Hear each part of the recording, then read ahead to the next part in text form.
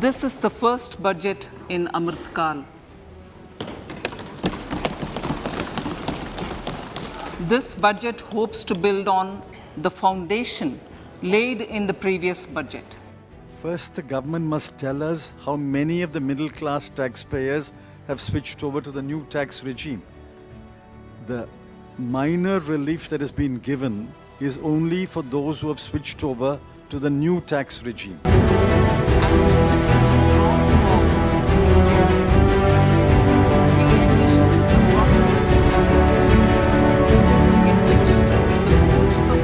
नमस्कार मित्रों, अपनी दही को कौन खट्टा कहता है? कोई नहीं।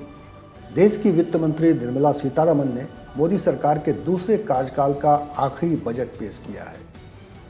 इसे अमृत काल का यानी अगले 25 साल में नए भारत के निर्माण की कल्पना के साथ किए जाने वाले काम की आधारशिला रखने वाला बजट बताया गया।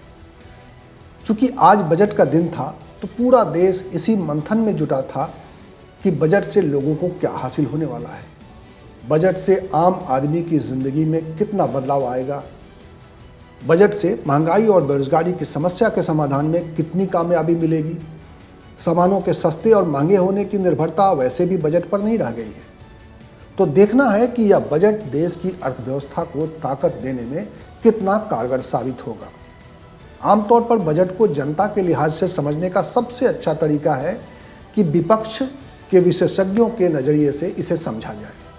कांग्रेस की ओर से पूर्व वित्त मंत्री पी चिदम्बरम ने बजट को लेकर एक नज़रिया रखा है और कई सवाल खड़े किए हैं। उनकी राय में यह बजट अर्थव्यवस्था के मूल सवालों से मुंह चुराती है, बेरोजगारी और महंगाई के साथ आम लोगों की समस्याओं के समाधान पर मौन है। उन्होंने यह भी सवाल उठाया है कि पिछले साल शिक्षा और कृषि जैसे महत्वपूर्ण मदों में आवंटित बजट को भी सरकार आधा अधूरा ही खर्च कर पाई है, यानी बजट में दी गई राशि का पूरा इस्तेमाल ही नहीं हुआ।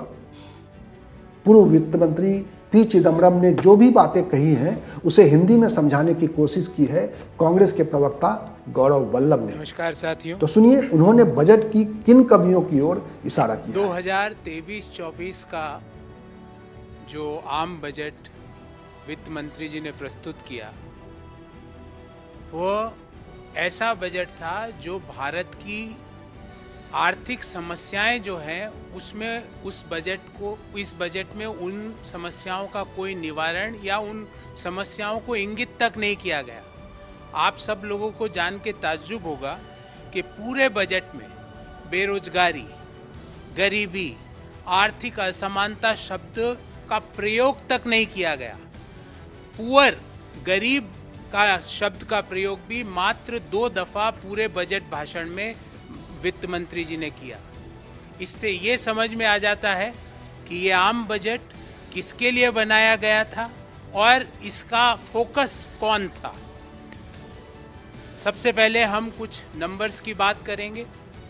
2021-22 में देश की जीडीपी 232,14,703 करोड़ वित्त मंत्री जी ने बताई थी और ये भी बताया कि नॉमिनल ग्रोथ 11.1% रहने की उम्मीद है। उसके अनुसार 22-23 की जीडीपी 258 लाख करोड़ रुपया होनी चाहिए थी, पर 2021-22 की जीडीपी को फिर रिवाइज किया गया।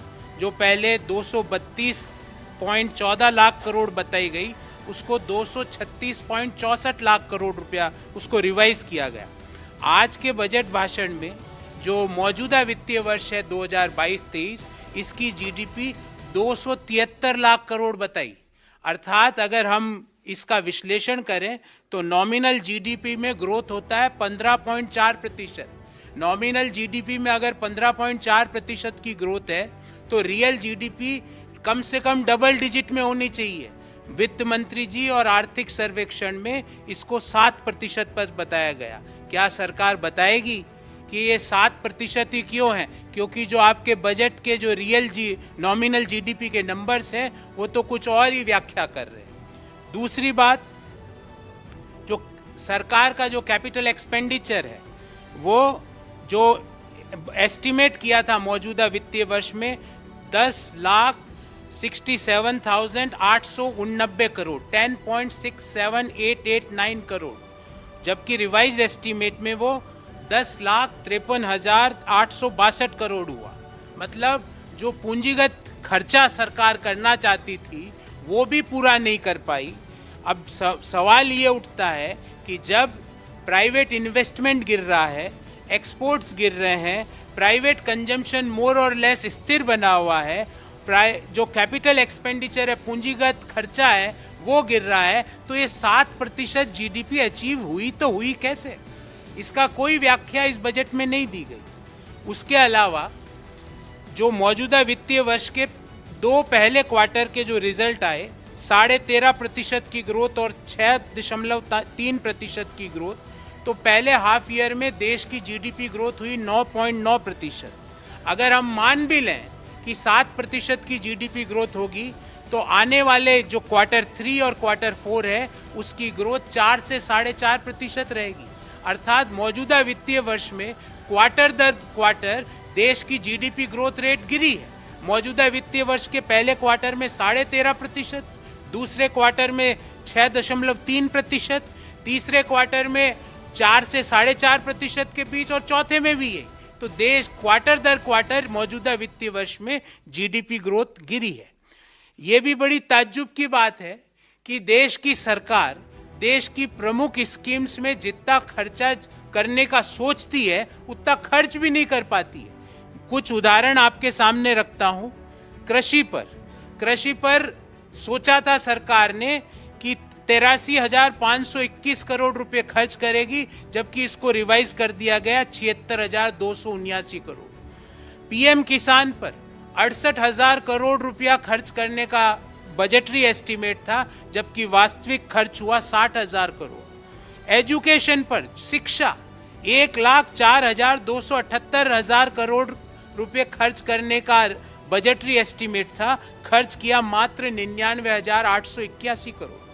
हेल्थ पर 86,606 करोड़ की जगह 76,351 करोड़। सामाजिक वेलफेयर पे 51,780 की जगह 46,502 करोड़।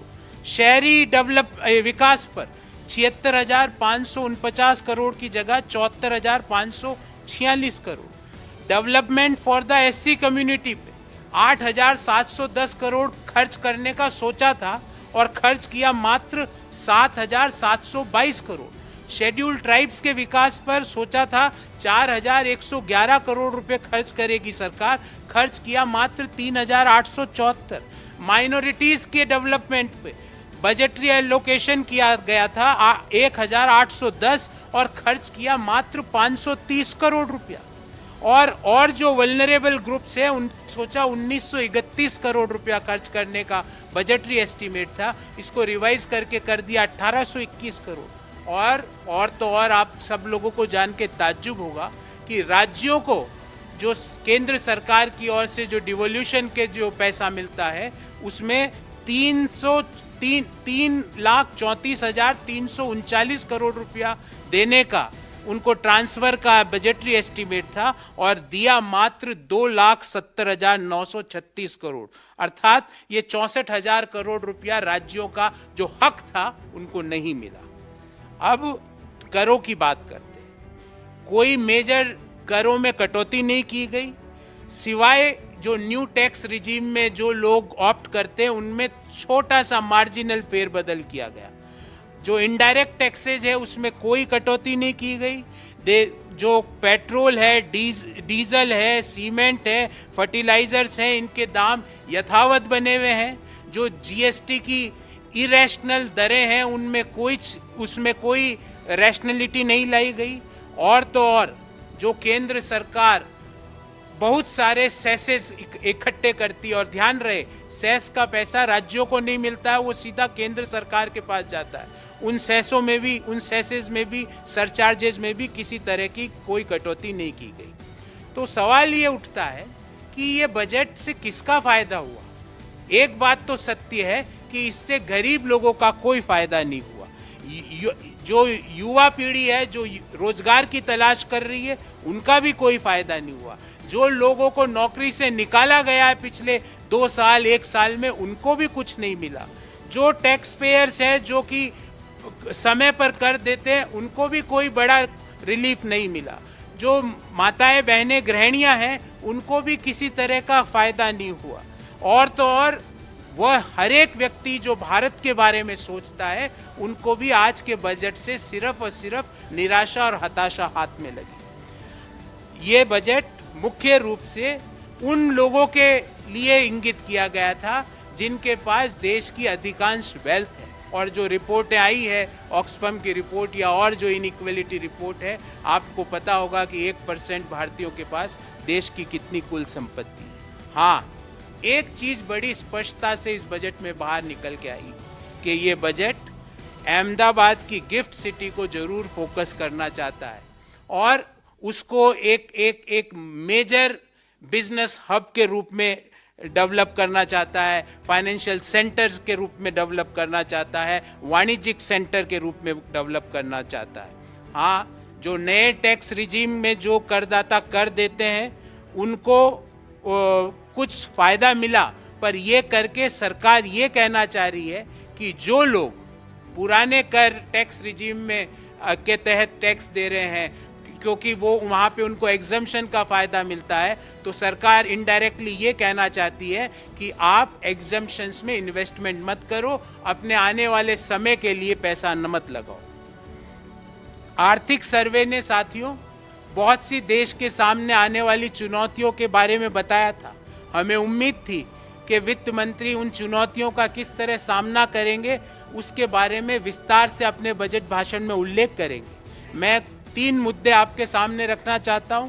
पहला, जो 2023 का वर्ष है, इसमें दुनिया की ग्रोथ और दुनिया की ट्रेड स्लो डाउन होगी, उसका भारतीय अर्थव्यवस्था पर क्या फर्क पड़ेगा, क्या इम्पैक्ट पड़ेगा, वित्त मंत्री जी इसके बारे में बिल्कुल खामोश थे। दूसरा, दुनिया की बड़ी अर्थव्यवस्थाएं रिसेशन में जाएगी, उसके कारण देश की अर्थव्यवस्था पर क्या फर्क पड़ेगा, इसके बारे में इस बजट में किसी भी तरह का उल्लेख नहीं किया गया।